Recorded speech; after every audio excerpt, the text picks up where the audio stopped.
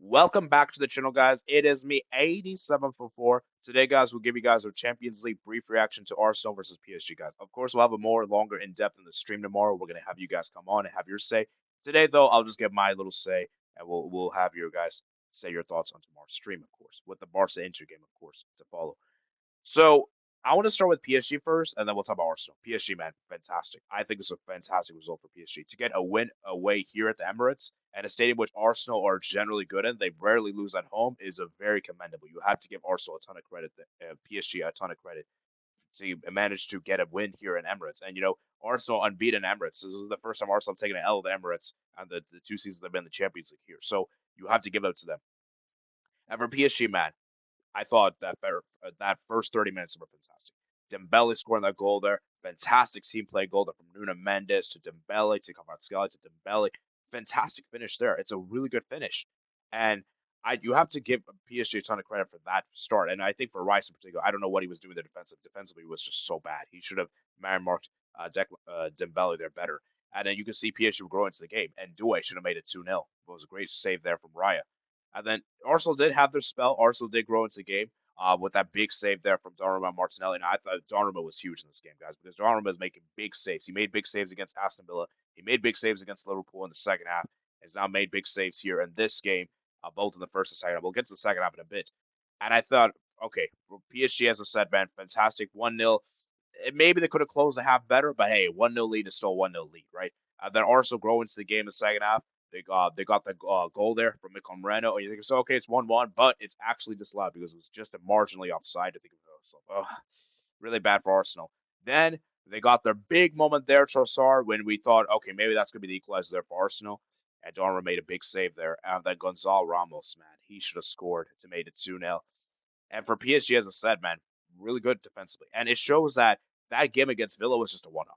That because let's be real, PSG have defensively been really good in the Champions League. It's just that I think that one game against Villa where people thought, okay, you nearly collapsed against Villa, so what are you going to do against the Arsenal team are so much better.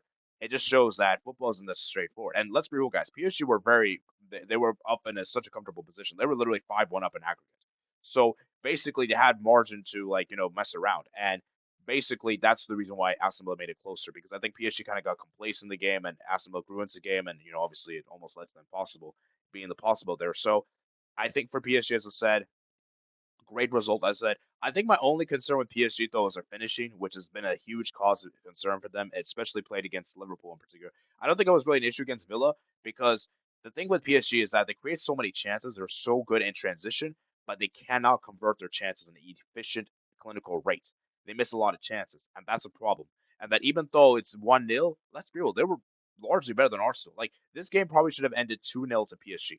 As for Arsenal, I thought they were really disappointing. And I think you saw in this game the loss of Partey. Because had Partey played this game, he could have maybe man marked Dembele there better. And I just thought for Arteta in particular, I just thought they kind of underestimated PSG. I think they underestimated PSG, kind of thinking to myself, okay, we've beaten Real Madrid, the biggest club of the world, 15-time UCL champions. We're kind of strolling here and kind of take it against PSG. And it just shows that football isn't straightforward. Just because you beat up one giant doesn't necessarily mean you're the giant now.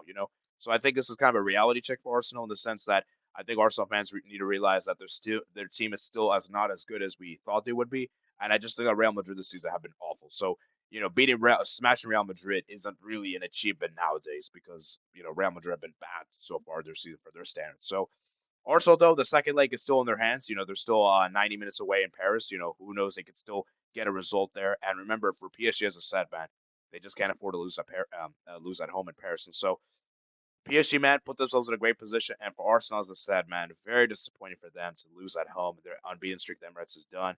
And not to score a single goal is quite alarming. So let me know, guys, look in the comments below, guys. Remember, guys, to comment, like, subscribe. Let me know if there's any major talking points in the comment section below, guys. And yeah, I'll see you guys later, man. Peace out.